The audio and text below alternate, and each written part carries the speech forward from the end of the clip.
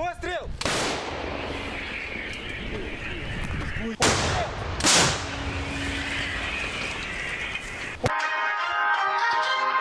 Twongeye kuramutsa abakunzi bacu kaze muri ano makuru yacu duhiga amakuru yakorwa ku isi muri kano kanya tubitsa kugira sabone kugira subscribe kugira ngo ntimuze muracikwa n'amakuru aca kuri channel yacu cyane ko tubaha amakuru atubihuje neza kandi yizewe kaze muri ano makuru.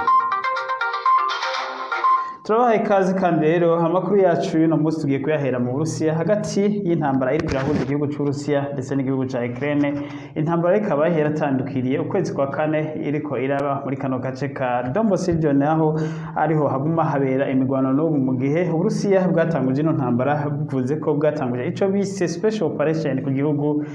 cha Ukraine, aho bavuga ko Uburusiya rezo bavanshije ngo mu gutanguza ino ntambara bavuze ko bagomba gukingira abavuga ururimi rw'ikirusiya ngo bariko baragirwa ihunyabwoko n'igihugu ca Ukraine. Rero maze intambara rero yatanguye igihugu cy'Uburusiya gitera igihugu cyose cya Ukraine, maze igihugu cy'Uburusiya kiza kubona ko bidashoboka ko kibandanya gutera igihugu cyose cya Ukraine, maze kizagaruka mu gace ka Donbas region. Agace ka Donbas region mu busanzwe kagizwe n'intara zine: intara ya Mariupol, n'intara ya Crimea ndetse n'intara ya Luhansk na Donetsk Republican. Izi ntara akaba izo zigize kano gace ka Donbas region kariko kaberamwe imigwano muri kino gihe. Turabandanya n'ano makuru. Amakuru rero hino munsi dufise nuko intambara ziriko zirabera aho yitwa Severodonetsk, akaba rero ko ariko abera imigwano ikomeye kuva ku munsi w'ejo. Aha rero Severodonetsk na hasanzwe hari ikigo kinini cyane gose c'amahinguriro nka kumwe byari bimeze neza mu ntara ya Mariupol, aho hari ya Steel Nuclear Power Plant Azovstal. Naha rero Severodonetsk niho hari hasanzwe hari amahinguriro menshi cyane gose. Rero aha akaba ariho hari n'ibirindiro byinshi cyane gose by'abasirikare ba Ukraine. Rero akaba ariho imigwano ikomeye, aho bivuga ko igihugu cy'Uburusiya n'ubundi gikontrola igice kinini ca kano gace ka Severodonetsk, ariko harabera imigwano muri kino gihe. Perezida w'Uburusiya amenyesha ko migambi yo gusubiza inyuma ingabo ziwe afise mu gihe ngo atarashika ku mugambi w'icatumye yatanguza iyi special operation, mu gihe amakungu ariko yamiriza Uburusiya ko guhagarika zino ntambara, cyane zino ntambara ko ziriko ziragwa mw'abasivile benshi ndetse ziriko zironona ibintu byinshi. Tubibutse ko kano gace kose kano gace ka Donbas region muri rusange ubukazimaze gusambuka kubera amabombe akomeye cyane gose Uburusiya buriko buratera, ibifaru binini cyane gose bikomeye biremereye bitera amabombe akomeye, indege z'intambara indege ikunze kuboneka cyane gose muri kano gace iriko yaboneka cyane itera amabombe menshi n'amamisile. Ni indege ya helicopter K-52. Iyi niyo ndege Uburusiya buriko burakoresha cyane gose, ikaba bivugwa ko ari indege idasanzwe mu gisirikare cy'Uburusiya, aho ishobora gutera amamisile menshi cyane gose atandukanye ndetse ishobora gutera n'amanuke ya warhead. Iyi ndege rero akaba ari bigacika muri kano gace ka Severodonetsk ndetse aho baze baracisha mu rimwe na rimwe bagatera muri Kharkiv ndetse bagatera no mu tundi turere kugira ngo bigizeyo abasirikare ba Ukraine. Abasirikare ba Ukraine biboneka ko nabo nyene batoroshe, badashaka guheba iyi ntambara n'ubwo bariko barayigwamo ku bwinshi. Turabandanya n'amakuru tubabwire co perezida wa Ukraine nawe avuga ku ino ntambara. Perezida wa Ukraine rero yongeye kumenyesha ko abamuha ibigwanisho ko kwihutisha bakamwongera ibigwanisho, kuko avuga ko igihugu ciwe kigeramiwe cyane gose. Akaba yamesheje ku munsi w'ejo Perezida Zelensky avuga ko ngo muri ntambara muri kano gace ka Severodonetsk ko ku munsi ngo hapfira abasirikare 200 b'abanya Ukraine. Avuga ko hari catastrophe ari bikomeye cyane gose, ari ukubura abasirikare benshi ukomeye cyane, ngo ku munsi hapfa abasirikare nibura 200 b'abanya Ukraine, ndetse akaba yamenyesheje ko abakomereka ngo ku munsi nibura baronka abakomeretse 500. Urumva ko hapfa 200 ngo ku munsi bagakomereka abasirikare 500. Akaba yamenyesheje rero ko abafasha igihugu ca Ukraine bo kwihutisha n'ingoga ibigwanisho, mu gihe twabwiye ko Amerika yari yavuze ko itazoha ibigwanisho by'amaroketi arasakure igihugu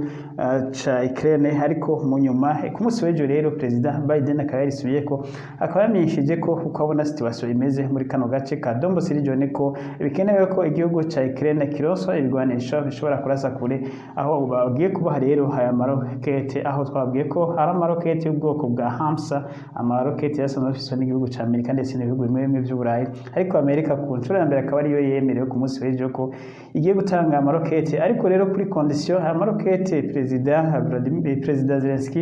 akaba azoyahabwa kuri condition ko adashobora kurasa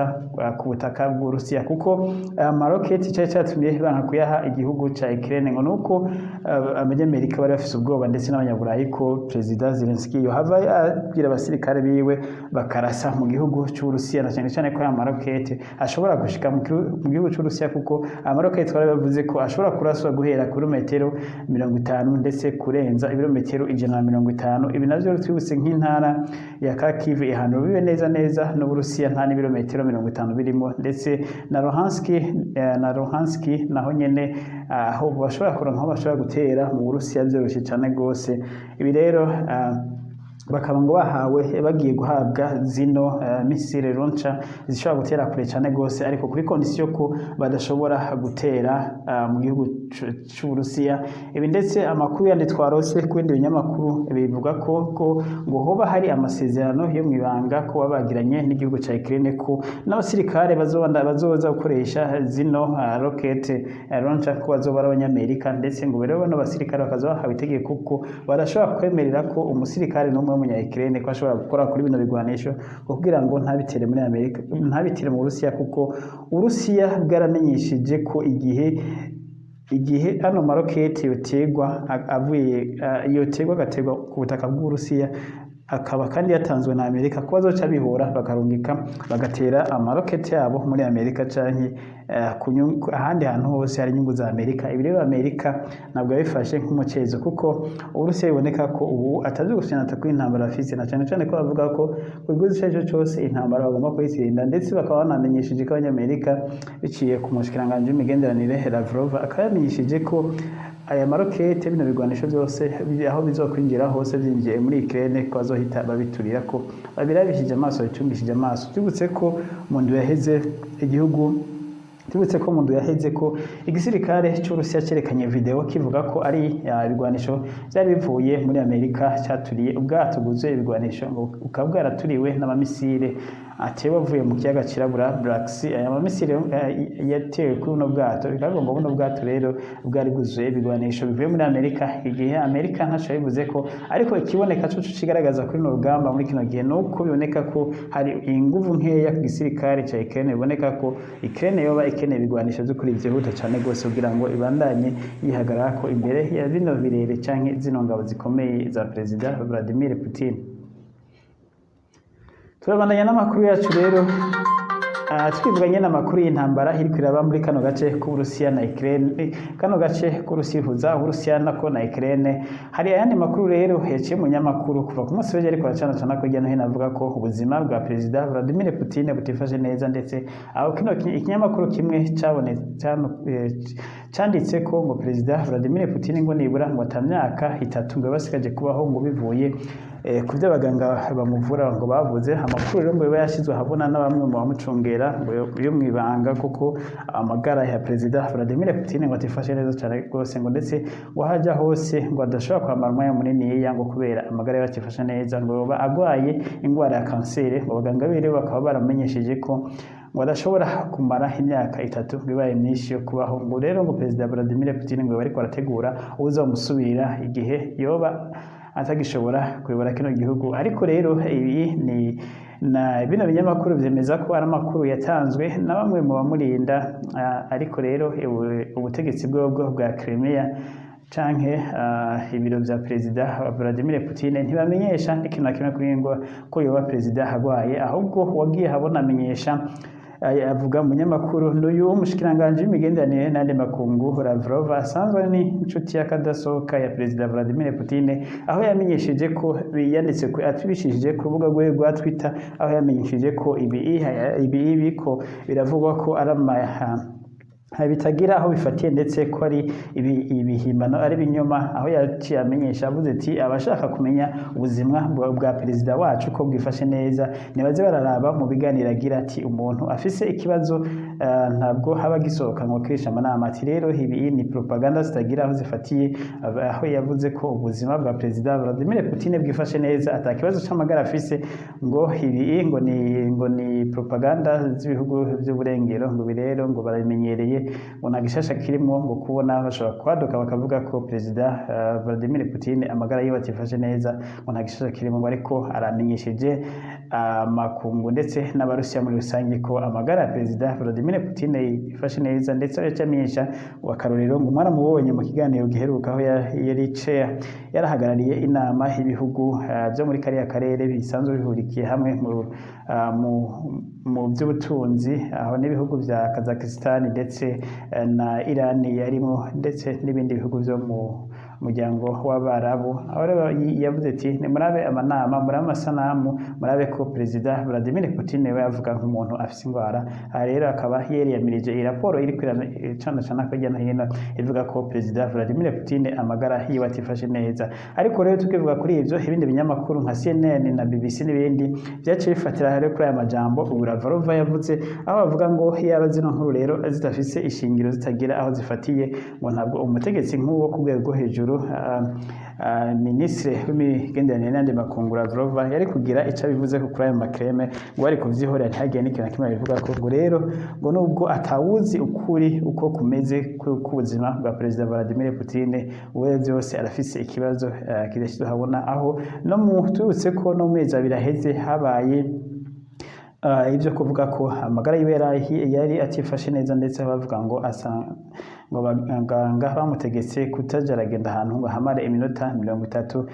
kandi ikindi naco kiboneka cyane muri no minsi nuko ahagenda hose ibyo ariko niko ngira ngo kwandi perezida meze aba ari kumwe n'abaganga babiri baguma hafi. Rero nta wuzi ukuri neza kuko bijya bishitse iyo bigeze ku magara ya perezida w'igihugu gikomeye nk'igihugu nk'Uburusiya, amakuru aja hanze gose n'amakuru make cyane gose. Rero makuru biba bigoye kuyabona, niba amakuru koko ari agwaye iyo kansere, reka turindire turabe. Ariko ibiro vya perezida w'Urusiya nta kintu kimwe burigere menyesha ko yoba afise ingwara, ndetse murumva ko na minisitiri w'imigenderanire n'andi makungu Lavrov yavyamirije ko bino aramanyanga atagira ahafatiye. Rero tukaba twizeye ko yoba kuri amagara ya perezida Putin yifashe neza, nivyaba atari byo naho akamagara yiwe atifashe neza navyo tuzobimenya vuba kuko iminsi ntihishwa.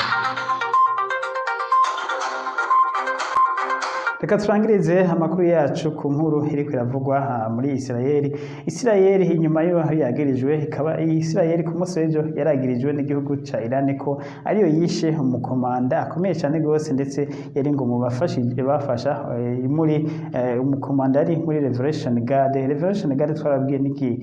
sirikari gikomeye cyane gose ca Iran gisanzwe gicungera imbibe, ndetse ikaba ni naco kifise za porogaramu zo gukora ibigwanisho ndetse n'ama nuclear, bivuga ko baba bariko bayategura. Akaba yari n'umuscientifique Colonel bishe, akaba yariciwe nyuma y'umuji gato ya Tehran akidinapinzwe n'abantu bataramenyekana. Ibi rero igihugu ca Iran kikaba carasohoye itangazo cyerekana neza ko abakidinapinze uyu musirikare Colonel ndetse bakanamwica ko bari abatasi b'Abanya-Israeli, ndetse igihugu ca Iran kikaba cyashyize gishira ku rutonde abatasi ba Israeli 5 ndetse ngo bashaka kwicwa, ndetse n'imiryango yabo yose ikaba ironderwa ahiri hose. Aba 5 rero bashyizwe ku rutonde ngo nibo bagize uruhara mu yicwa y'uyu mukoloneli. Aho rero igihugu ca Israeli cyahise gihamagara abantu nibura barenga 100 basanzwe baba mu gihugu ca Turkiya bafise amamuko y'Abanya-Israeli, bose kibasaba ko bo kwicunga, ndetse kibasaba ko abo bishoboka vuba uhita basubira mu gihugu ca Israeli, kuko boba ngo abantu abamaneko ba Iran baba bari muri Turkiya barondera Abanya-Israeli kugira ngo babice mu ntumbero yo kwihora. Igihugu rero ca Iran ca Turkiya naco kikaba caramenyesheje ko gifise amakuru ko hoba hari mu gihugu cyabo ko hariyo abamaneko b'Abanya-Iran baba bariko barondera Aba-Israeli kugira ngo babice. Ubu rero Israeli yagabishije abanyagihugu bayo basanzwe baba muri Turkiya ko abo bishoboka bose bava ku butaka bwa Turkiya bagataha bagasubira muri Israeli, mu gihe Israeli ivuga ko nayo nyene igihe abanya Irani bogira abo bahitana ubuzima bw'abanyagihugu babo ko Israel nayo itazohagarara ngo irabe izokwihora. Rero bikaba bibandanya kuduza icuka kibi gisanzwe kiri hagati y'igihugu ca Israel ndetse n'igihugu ca Iran, aho buri gihe umwe wese yagiriza uwundi, ndetse bikaba rimwe na rimwe wumva ko babashamiranye cyane n'igihe banavuga ko abanya-Irani ko bashobora gutera Israel umwanya n'umwanya mu gihe yorenga umurongo bavuze ko ari umurongo utukura. Ntawe ubizi rero iyo bizoherera, ariko hagati y'ibino bihugu igihe cyose hama hari imishamirano y'abanya-Israel n'abanya-Turiki. N'aya makuru duciye turangiriza ko hano makuru yacu yo muri kano kanya, turasubira mu yandi makuru yo hanyuma, cyane ko amakuru ari gukora vuba ku isi muri kano kanya ari menshi, ariko baza kugerageza tubabwire n'ayandi ariko avuga hirya no hino ku isi. Mwakoze abayakurikiranye, tubizabwira sabone canke mbwira subscribe bakoresha ururimi rw'icongereza. Imana ishikare kubana namwe mu byanyu no mu banyu. Mwakoze mugira ngo mubaho.